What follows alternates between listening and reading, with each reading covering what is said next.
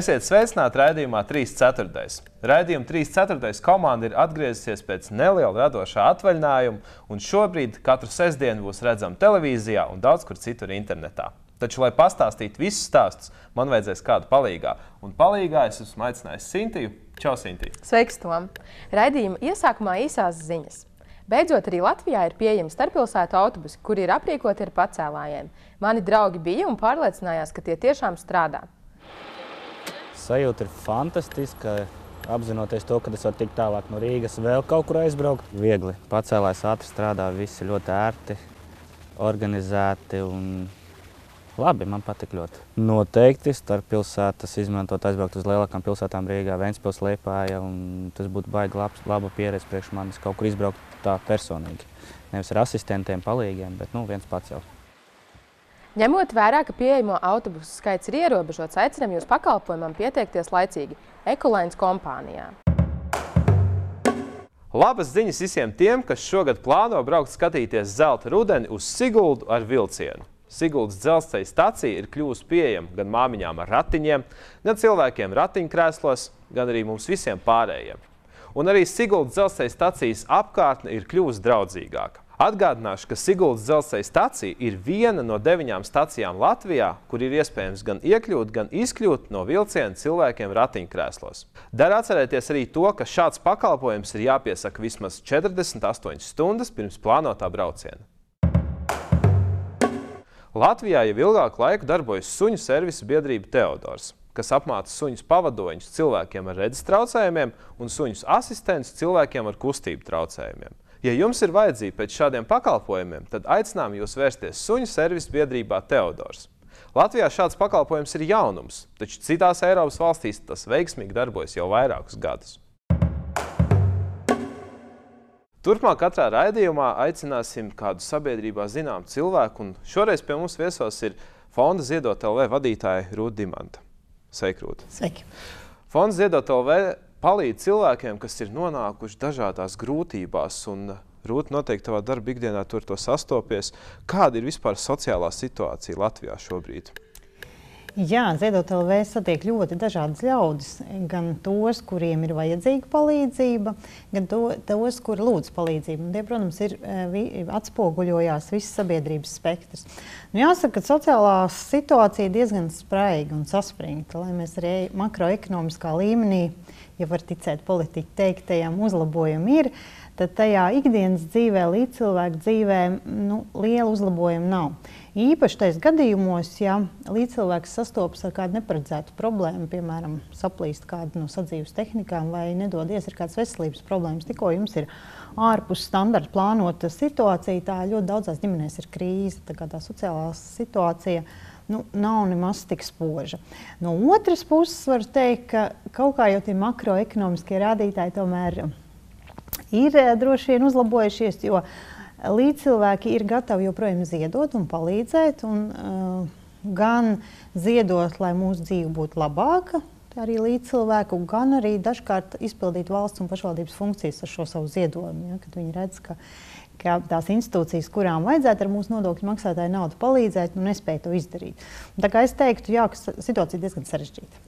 Tad es sapratu pareizi, šobrīd ir samazinājusies tā tendence nedaudz, ka cilvēki, piemēram, prasa pārtikai, un tagad ir tās lielās lietas, kā tu jau minēji, kā, piemēram, Tā varētu teikt. Kaut gan es arī varētu teikt, ka, piemēram, 5 lati zāļu iegaidē, kad ir saaugstējies bērns, nav lielā lieta. Arī tā līdz cilvēkiem var būt krīze, kad līdz algai ir 10 lati, bet mazūs ir saslims. Vai jaunām māmiņām, kuras saņem šos te bērnu kopšanas pabalstu, pēkšņi šos te pabalstu ienākumus ierēķina kopējā ģimenes budžetā, un pašvaldības sociālais dienests atsaka trūcīgā status vai maznodrošinātā, jo jums, lūk, ir ienākums 100 lati par bērniņu, bet tad sanāk, ka mazais zīdainīts baro visus lielos. Tādas neloģiskas situācijas bieži vien, un kur pat dažkārt ar ļoti mazu palīdzību no malas cilvēku var atkal normāli funkcionēt šajā sabiedrībā. Es arī varu atzīties to, ka arī es esmu reģistrējies Ziedot LV portālā un arī esmu ziedojis. Un gribējās pajautāt par to, kā ir ar citiem Latvijā cilvēkiem, Latvijā, varbūt pat ārpus Latvijas robežām, kāda ir tā aktivitāte? Jā, ļoti patīkami satikt ziedotāji. Jā, Latvijas sabiedrība, mēs esam ļoti labi, ļoti jauki, ļoti sirsnīgi. Tā kā paldies ikvienam, arī tev. Jo es domāju tā, ja sabiedrībā nebūs solidaritātes savstarpējas, mēs nepalīdzēsim viens otram, tad šī te valsts un nācija ilgstoši nepastāvēs. Mēs nevaram visu sagaidīt tikai no valsts vai pašvaldības, jo tie nodokļi, ko mēs samaksājam, ir divi varianti. Vai nu nepietiek, vai nu viņus nepareizi apsaimnieko. Bet abos gadījumos tā ir arī mūsu atbildība, ka mēs tam neesam kā pilsoņi nosakojuši līdzi. Ja mēs paskatāmies, teiksim, Latviju un pasauli, tad mēs kā sabiedrība vairāk ziedojam sociālām lietām, jo tas ir tāda tendence, jo sabiedrība ir trūcīgāka, nabadzīgāka, jo vairāk ziedojumi aiziet uz sociālām lietām un medicīnu. Jo sabiedrība ir attīstītāka, bagātāka, tad vairāk cilvēki ziedo kultūrai, izglītībai, pilsoniskās sabiedrības attīstībai, savu tiesību pārstāvniecībai, tādai pilsoņu aktivitātei, zinātnei, medicīniskai izpētei. Tā kā tad, kad mēs būsim tāda pārticīga valsts, es domāju, tad arī Ziedot LV būs mainījies un mēs vāksim varbūt tādām lielākām lietām. Bet pašlaik, jā, viselementārākās lietas no tā, ka bērniem reitterapiju nodrošināt, veciem cilvēkiem nodrošināt ikdienas pārtiku nepieciešamo vai zāles, visdažādākās lietas. Dažus gadus atpakaļ diezgan daudz, es pamanīju, ka cilvēkus aicina ziedot. Un es aizdomājos, kā ir citās valstīs, tu jau pieskāries, tad to varētu saukt tā, ka cilvēki, piemēram, pieņemsim Zviedrijā, viņi ziedo savus līdzekļus, piemēram, kādam teātrinam atjaunošanām un tādas lietas notiek. Kā notiek citur? Jā, tādās valstīs kā Skandināvijas valstīs ziedošana nav īpaši attīstīta, jo tomēr nodokļu sistēma ir tāda, ka jums ļoti daudz nodokļu jāmaksā, un jūs ļoti daudz saņemat pretī. Līdz ar to tā sabiedrības iesaiste tādā līmenī ir zemāka nedaudz, bet tur atkal savādāk cilvēks ir aktīvi ļoti brīvprātīgā darbā un faktiski vispār iesaistoties sabiedrības dzīvē un kāda interešu aizstāvībā. Piemēram, Amerikā vai Lielbritānijā tās jau ir gadsimtu tradīcijas, kad ģimene vienkārši uzskata par savu pienākumu dalīties ar nopelnīto, piemēram, kādai konkrētai jomai. Ja mēs paskatāmies Ameriku, tad ļoti daudz augstskolas dzīvo tikai no savu bijušo studentu ziedojumiem, kur ir, pateicoties augstskolai, kļuvuši turīgi, sekmīgi uzņēmēji vai zinātnieki, vienalga kas, bet viņi nopelnījuši savu kapitālu, viņi dalās. Tā kā tāda atgriešana sabiedrībai to, ko tu esi saņēmis no sabiedrības, jo mēs jau viens bez otra nevaram. Un es domāju, ka jo mēs vairāk Latvijā sapratīsim, ka bez tā kopējā, bez sabiedriskā labuma nevar būt mans privāts labums, jo mēs arī būsim sekmīgāk visās citās jomās, tā skaitā politikā un arī pilsoniskā sabiedrībā. Respektīvi, ja mans personiskais labums būs pretrunā ar visu kopēju labumu, tad ilgtermiņā tas nedarbosies. Mēs neviens nevaram iztikt bez pavāra, bez friziera, bez zobārsta. Mēs viens otram esam vajadzīgi, un tāpēc mums vienam par otru ir jārūpējas. Un tagad mūsu skatītāji, klausoties mūsu sarunu, sāks pārdomāt, vai viņi arī varētu palīdzēt. Varbūt kāds, kurš nav nekad palīdzējis, bet viņš saprot, ka varbūt viņam tā finansiālā rocība nav tik liela, vai viņš arī var jums palīdzēt, kā, piemēram, kādu mantu atnest, kas varbūt pašam vai ir divas, vai nav vecīgi. Jā, es gribu teikt tā, ka, protams, naudas ziedošana ir visvieglākais, ātrākais veids, bet nevienmēr nauda ir tas, kas palīdz. Lielā daļā, protams, naudas ziedojumi ir tie, kas palīdz iegādāties medikamentus, pārtiks un tā tālāk. Bet mantu ziedošana ir vēl viens veids, kā cilvēki var palīdzēt. Piemēram, ja kādam ir nodegusi māja, tas nozīmē, ka nodeg zobu birstes, čības, pilnīgi viss. Un tad šie ziedojumi mantiski ir daudz vērtīgāki nekā iedot varbūt 100 lati, bet ja jums atdod gultu, traukus, tas arī saīsina to laiku. Jāiet, jāmeklē, jāiepērk, jātransportē. Tā kā, es aicinu arī skatītājus paskatīties savās mājās tās lietas, kuras ir liekas, bet ir labā kārtībā. Tas skaitā apģērbs, apavi. Arī tās var ziedot, un tās iespējas ļoti daudz. Ziedot LV portālā ir adrešu saraksts, kur var atstāt šādas te mantas. Vēl viens ļoti būtisks ziedošanas veids, kas palīdz visai sabiedrībai, ir zināšanu prasmju ziedošana.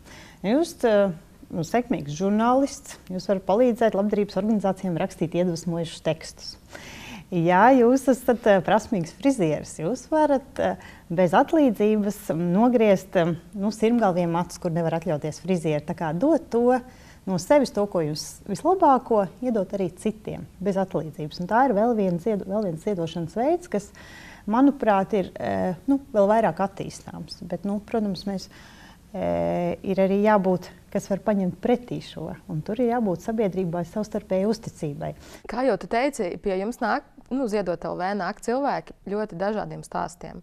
Un es gribētu zināt to stāstu, vai tu vari lūdzu pastāstīt un padalīties, kas tev pašai palicis tā visspilgtāk prātā?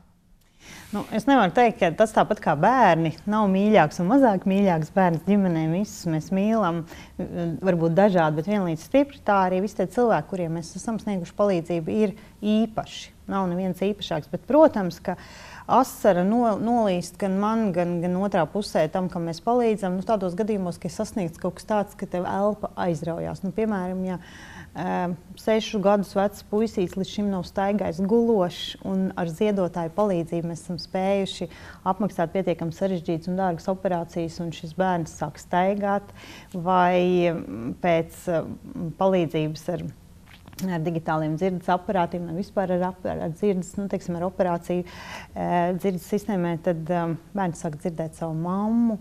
Tie ir tādi izcili mirkļi, bet no otras puses katram cilvēkam, kam mēs palīdzam, tā problēma jau ir vissvarīgākā un vissāpīgākā, un viņš katrā ziņā ir īpašs. Un tā ir arī mūsu organizācijas tāda filozofija, ka lai kāds cilvēks ar kādu problēmu atnāk, viņa problēma viņam ir īpaša, un mums ir pienākums uzklausīt. Tā kā, jā, bet, protams, ka tie, kur tādi vāji, tie ir visi tie emocionālākie brīži. Kam tavuprāt būtu jānotiek Latvijā, lai cilvēki vairs tik daudz nelūgtu viens no otra palīdzību, vai vispār tam tā vajadzētu būt?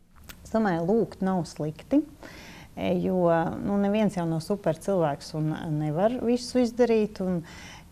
Bet es gribētu, ka mūsu valsts sasniedz tādu pārticības līmeni, ka cilvēks strādājot 8 stundas var nodrošināt sevi, savus bērnus, un ārkārtas situācijās vēl viņš pats tiek galā saviem spēkiem. Skaidrs, ka nekad nebūs tāda situācija, ka mēs katrs ar visu tiksim, nebūs vajadzīga labdarība, bet lai tā nebūtu tik elementārās situācijās, par to man sāp sirds, jā, ka es gribētu, lai būtu cilvēks, kas strādā, spējas var algu nodrošināt. Diemžēl tā nav pašlaik. Un tagad iedibināsim tādu kā tradīciju raidījumā, un tas būs jautājums. Un, kas tev nāk prātā, izdzirdot vārdu salikumu 3/4? Pirmais, kas iešaujas prātā? 3/4? Divas versijas. Viena ir sievišķīgā versija. 3/4, tas ir 3/4 rokas, kā man ir šeit blūzītē, vai svārki 3/4 garuma. Un otrs, kas man iešāvās prātā, jā, tas ir kaut kas tāds, kas vēl var tiekties uz pilnību un augt. Ir, kur augt, ir tikai 3/4 piepildīts, un mums vēl 1/4 ir jāpiepilda. Pēc mūsu sarunas būs stāsts par auklītāju, un tad es gribētu, lai tu pastāsti tagad vairāk par projektu Mīļās auklītes. Jā, tā ir tāda labdarības programma Mīļā auklīte, ir ļoti jau tāda tradicionāla, sena, 5 gadus. Un faktiski tā galvenā būtība šai programmai palīdzēja ģimenēm, kurās aug smagi slimi un bieži vien nedziedināmi slimi bērni, veikt ikdienas apkopu un palīdzēt šai ģimenei kopumā. Un tā būtība ir ļoti vienkārša, ka ar ziedotāju palīdzību, tātad Ziedot LV kopā ar Apeironu, nosūta uz ģimeni, kur aug bērns invalīds, 1 dienu nedēļā apmaksātu auklīti. Un šajā laikā mamma vai tētis vai abi vecāki var nodarboties vai no savām lietām, kas ir dažādas, teiksim, apmeklēt dažādas institūcijas, vai vienalga aiziet pie friziera un izdarīt, vai arī, kas vēl ļoti svarīgi, ja šais ģimenēs aug citi un tā saucamie veselie bērni, ka veltīt laiku šiem bērniem, jo nav noslēpums, ja ģimenēs ir kāds rūpju bērns, tad viss nofokusējas uz šo te bērniņu, un bieži vien tie veselie bērni mums pat saka tā, žēl, ka es neesmu slims, es arī varētu braukt pie delfīniem. Mēs viņus dažkārt aizmirstam.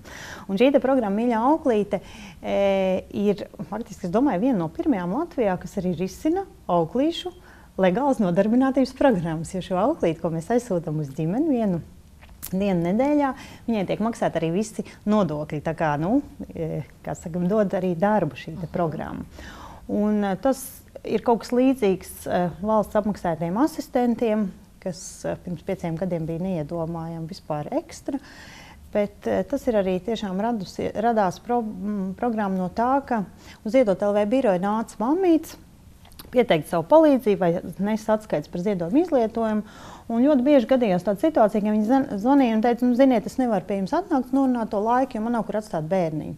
Un šie te bērni, ja mēs no 12 gadiem varam atstāt bērnu vienu pašu mājās, ja viņš ir vesels, tad guļošs bērniņš, kurš, teiksim, nevar staigāt, viņam aprūpe ir vajadzība 24 stundas diennaktī, viņi nevar atstāt nemaz brīdi vienu.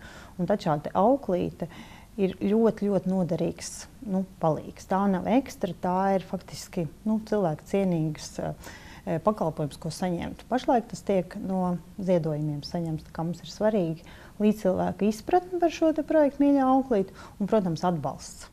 Paldies tev par patieso sarunu. Mēs ar Tomu no sirds novēlam, lai tev veicās turpmākajos darbos. Paldies! Paldies, man arī bija prieks!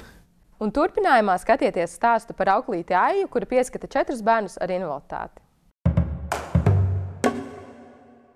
Augstāk. Gribi augstāk? Lai vēders kur? Kur? Tik ātri jau.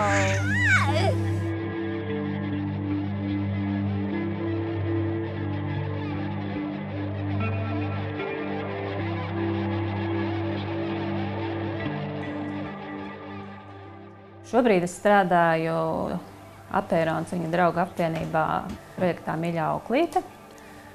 Auklēju bērniņus ar īpašām vajadzībām. Un strādāju jau 5 gadus. Un tas darbiņš atnāca pie manis tā nejauši. Jo bija tā, ka es strādāju skolā, bet kāda māmiņa, kas uzzināja par šo projektiņu, lūdzu palīdzību. Vai es nevarētu tā kā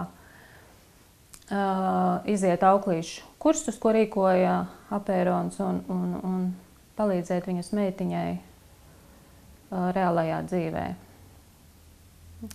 Apdomājot šo priekšlikumu, es piekritu, jā. Jo tas jau bija, man liekas, 2. klasītē, kad es rakstīju sacerējumu, kad es rakstīju, ka es būšu bērndārza audzinātāja. Un visus skolas gadus mana profesijas izvēle nebija mainījusies.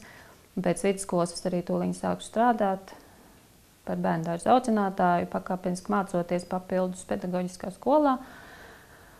Un tad turpinājās skolas laiks, kur es strādāju tā kā skolā. Un arī turpināju mācīties Daugavpils universitātē. Bet šis ir tas, kas man patīk no sirds.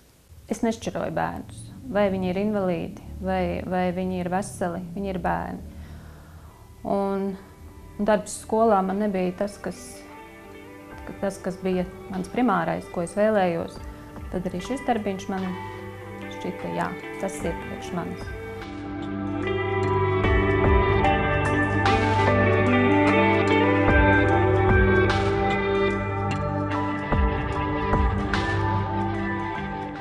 Ričardiņam ir 5 gadi.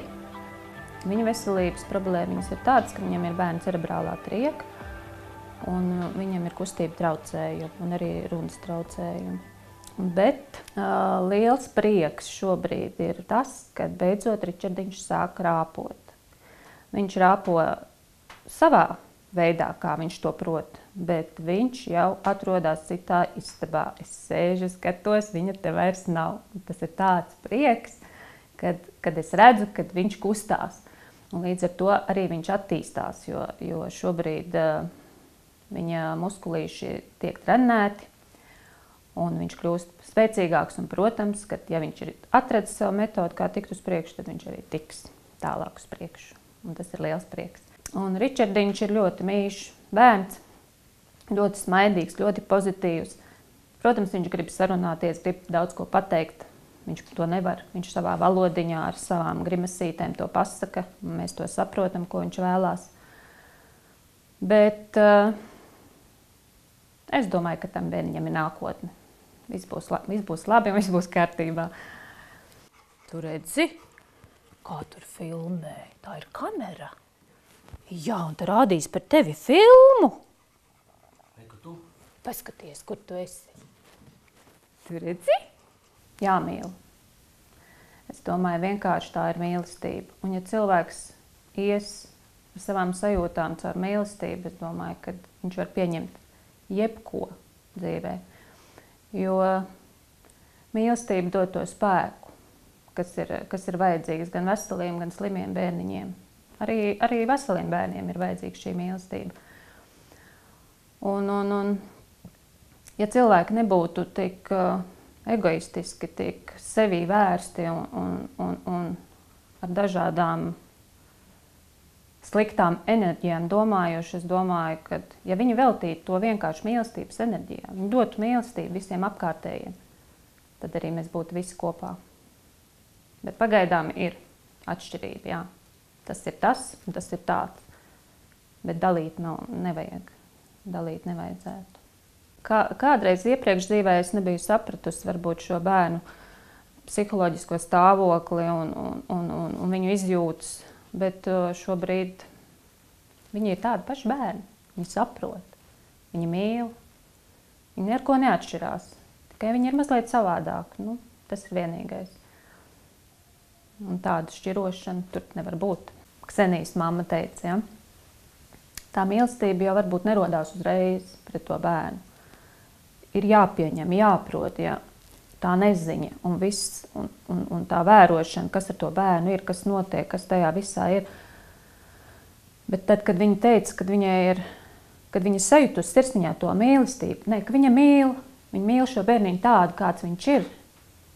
Un man pat šķiet, ka tajā brīdī tas bērns arī, bērnu veselība uzlabojās.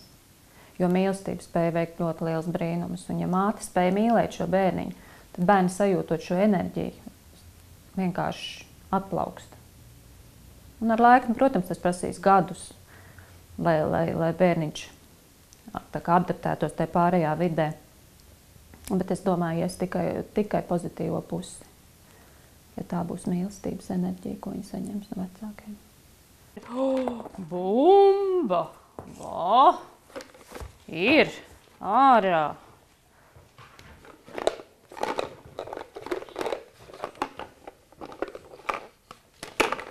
Nav nekā. Tukšs. Tukša rociņa, Ričardiņ. Pakāpeniski man piepulcējās jau otrs bērniņš. Pakāpeniski pēc gadiem atkal nāca katru gadu klāt pa bērniņiem. Jau man ir 4 bērniņi un darbojos pilnā sparā. Tā ir tā bērnu mīlestība, tā vienkāršība, tā sirsnība, tā neviltotība. Tas man patīk. Jo man patīk vienkārši mīlestības pilni cilvēki, kas neliekuļo, neizrādās, un bērnos tas ir. Un tieši mazos bērnos, tāpēc arī man patīk pie maziem bērniem. Es jau saprotu, ka man šie bērniņi izaugs lieli, bet viņi ir iepazīti no mazām dienām, un tā ir pavisam cita pieeja ar šiem bērniem, saskar pilnīgi citu. Kad no mazotnes es ar viņiem kopā.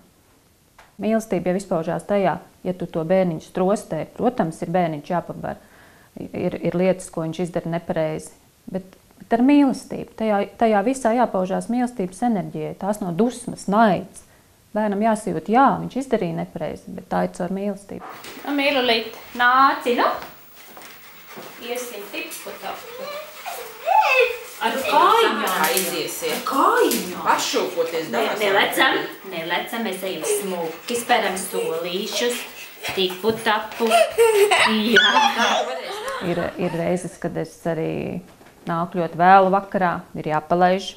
Pilnīgi saprotu, mammas arī kaut kur ar tētiem vēlās tikt, ir koncerti. Bet, būtībā, protams, tās 8 stundas nedēļā nav daudz, bet vērojot to, kā tas notiek, cik mammas ir laimīgas, tad protams, tāds pluss un bučas projekta autoriem, kad tas strādā, šis projekts strādā, un viņš tiešām ir vajadzīgs.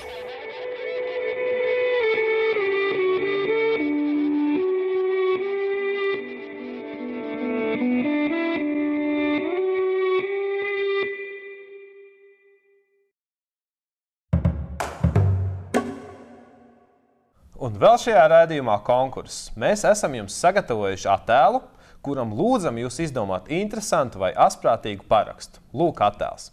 Šo attēlu jūs arī varat aplūkot mūsu mājaslapā www.apērons.lv sadaļā 3/4. Savas versijas sūtiet uz e-pasta adresi video@apērons.lv.